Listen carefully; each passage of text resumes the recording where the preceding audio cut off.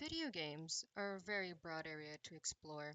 It's quite literally a billion-dollar industry. As a writer and aspiring narrative designer, I want to explore one of the keys to what makes a video game good: the story that the game tells. The goal of my Capstone project is to create a video game that makes it possible for every person to feel real emotions while playing. My thesis is that words are powerful across every genre of games, no matter their gameplay, not just the ones that are narratively focused. Words are one of the secret keys to what makes a game good. Now, my research and way of arriving at this thesis started when I sat down to play three games that are all considered great in their individual subgenres: Divinity Original Sin 2, The Witcher 3, and Pokemon Ruby. All three of these games are dubbed as role playing games, although, when viewed by people who know the industry, there are obvious differences. Divinity is a turn based game that can be played with friends, where you embody a character of your choice. The Witcher 3 is a high action single player immersive experience where you play as Geralt of Rivia. While in Pokemon, you're a young trainer embarking on a journey to become the very best, like no one ever was, and catch and train Pokemon. For my research, I looked at the writing in these three games and explored their word choice while focusing on the categories. Who is it written for? Whether words have truth to the character using them.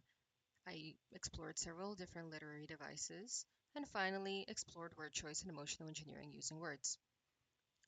Now, as an example of my research, I would like to explore and compare the openings of Pokemon Ruby and Divinity Original Sin 2, because I've been playing through them, and I have a whole folder of screenshots called Capstone Research Folder on my PC. I've been making comparisons between the games on the categories mentioned prior as I played them through. Divinity begins by giving you an option of picking what character to play. Let's say I pick Beast. I was just thinking about someone I used to know, my cousin, the Queen, in fact, a tyrant. I try to stop her, but things don't always go according to plan. She cast me out to a forgotten island and made short work of my allies, too. Lucky for me, I was able to commandeer a ship and began a new life for myself out on the high seas. But I hear the Queen is at it again, and there's something darker behind her madcap schemes this time.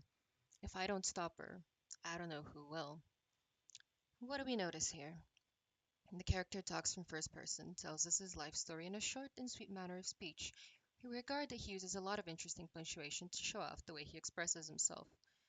We can also start gathering what the attitude of this person is: a jolly gentleman on a mission. Now, let's look at Pokemon Ruby's introduction. Hi, sorry to keep you waiting. Welcome to the world of Pokemon. My name is Birch, but everybody calls me the Pokemon Professor. This is what we call a Pokemon. Now, the man goes on for a while, taking a rather long time to introduce you to the game, unlike what Beast just did. At first, I thought this was because the game was intended for children.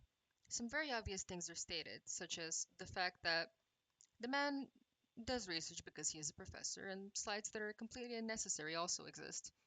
Now, perhaps the ah yeah vocable and filler word are meant to express that Professor Birch as a character is aloof. How the professor acts as you play the game, however, is weird. When he later speaks to the main character, he uses terms like aplomb, which there are no way a child would understand. There's also confusions like how much he talks about his son but then says it's excellent that you beat him. The characterization of Professor Birch is confusing and difficult to believe. It can be immersion breaking for players who pay attention to the story and confuse one about how to imagine the character acting. This brings me to my conclusion that word choice does indeed matter, no matter the game genre. Characters have to be believable to make a player enjoy the game fully and properly. The game has to be coherent to the audience playing it, and the story has to be believable, which will further be elaborated upon in my paper with more screenshots. If the writing and word choice isn't good, the game won't evoke strong emotions within the players.